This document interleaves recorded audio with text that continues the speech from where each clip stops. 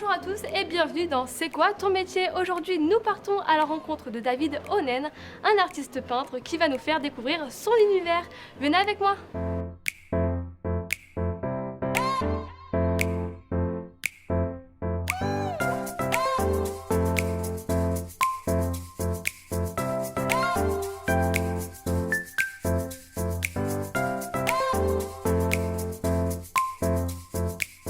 Je suis actuellement avec David Onen. Bonjour! Bonjour. Alors vous êtes un artiste peintre et vous faites partie d'une famille d'artistes. Pourquoi avez-vous choisi le domaine de l'art? Est-ce une passion? Alors avant tout, l'art pour moi, c'est ma vie, hein. J'ai grandi là-dedans, dans la peinture, dans la couleur. Donc c'est une passion, c'est ma vie, c'est mon travail, ça me porte tous les jours, hein, en fait. Alors en quoi consiste votre métier?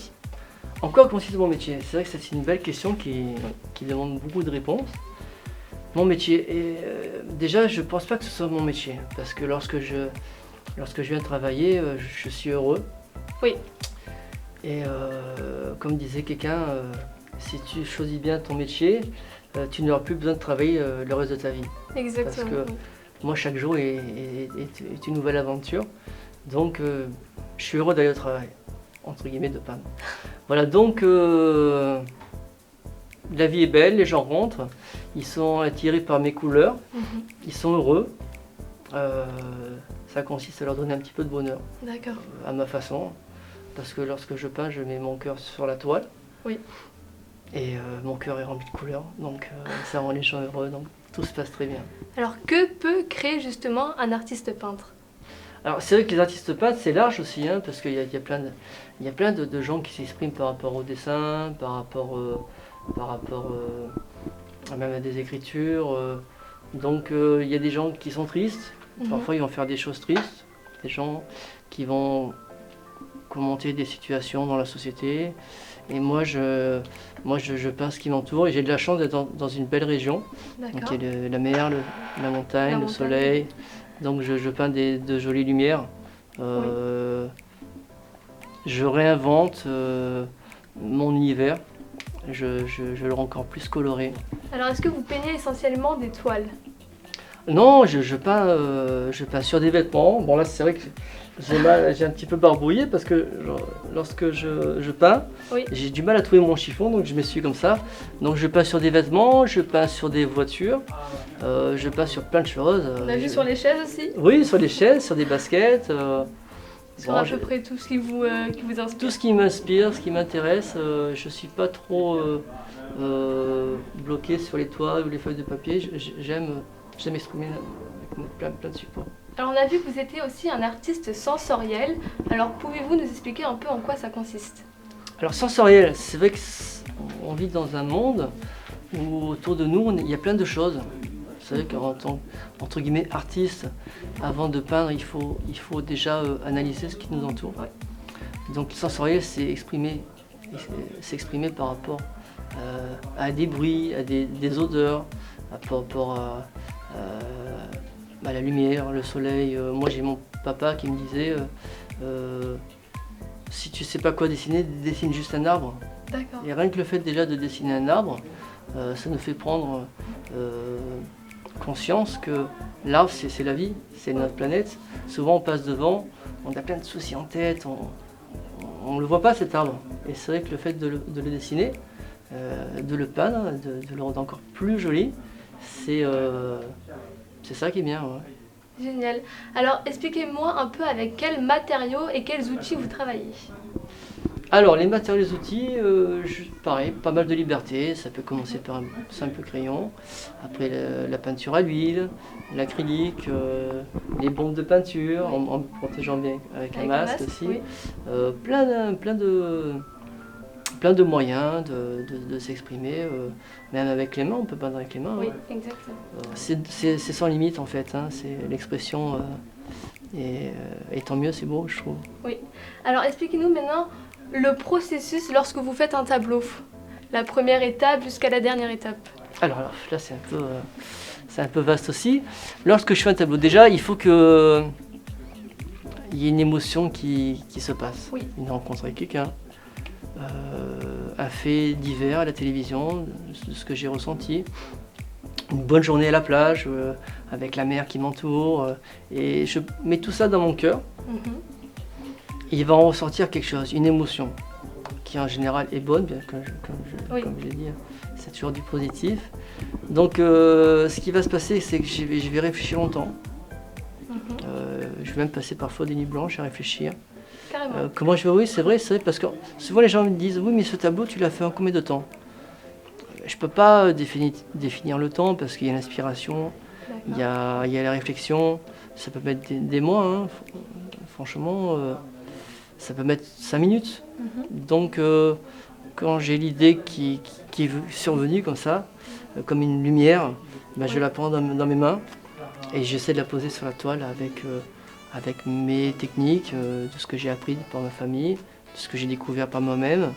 Donc voilà.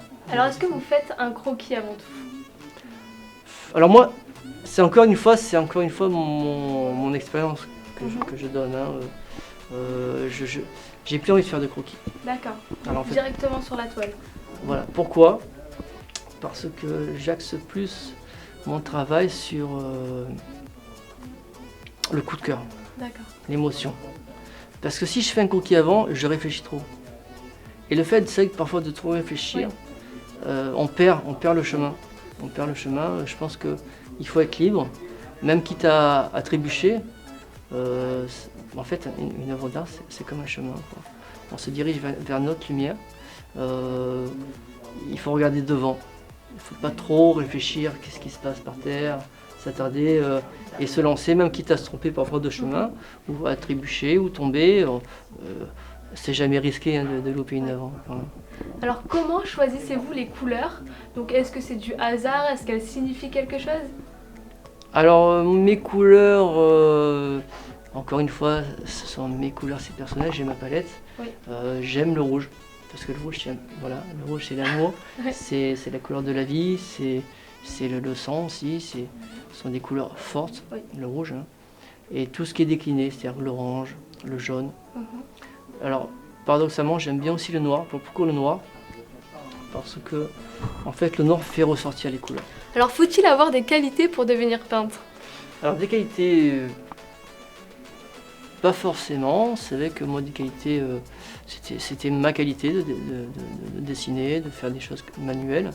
Après, chacun a une qualité. Hein. On a tous les êtres humains ont la chance d'avoir un don pour quelque chose.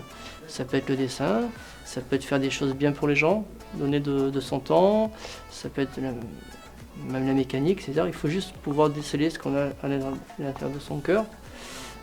C'est pas évident, c'est vrai, de nos jours c'est pas évident parce que on est tellement happé par le téléphone, la télévision, le sport, qu'on a du mal à trouver vraiment ce qu'on aime. Mais il faut le chercher parce que c'est vraiment très important de faire ce pourquoi on est fait. Trouver sa voie, c'est très important. Merci David, et nous on se retrouve dans quelques minutes. Merci.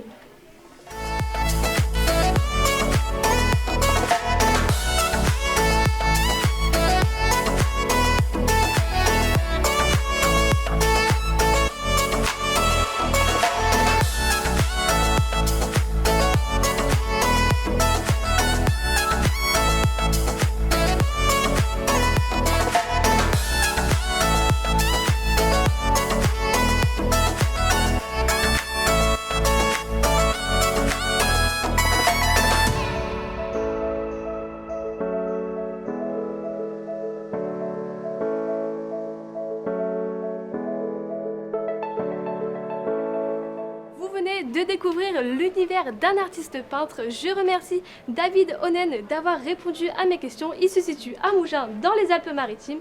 Moi je vous dis à bientôt dans C'est quoi ton métier? Bye. Vous avez bien suivi l'émission? C'est parti pour le quiz. Le noir fait ressortir les couleurs. Oui ou non?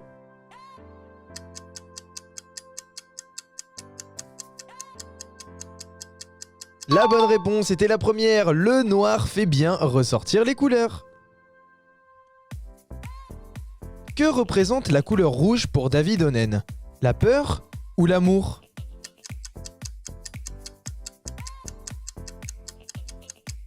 C'était l'amour pour David Onen. La couleur rouge représente l'amour, la passion et plein d'autres sentiments positifs. Sur quel support peint David Onen? Tout ce qui l'inspire ou uniquement sur toile?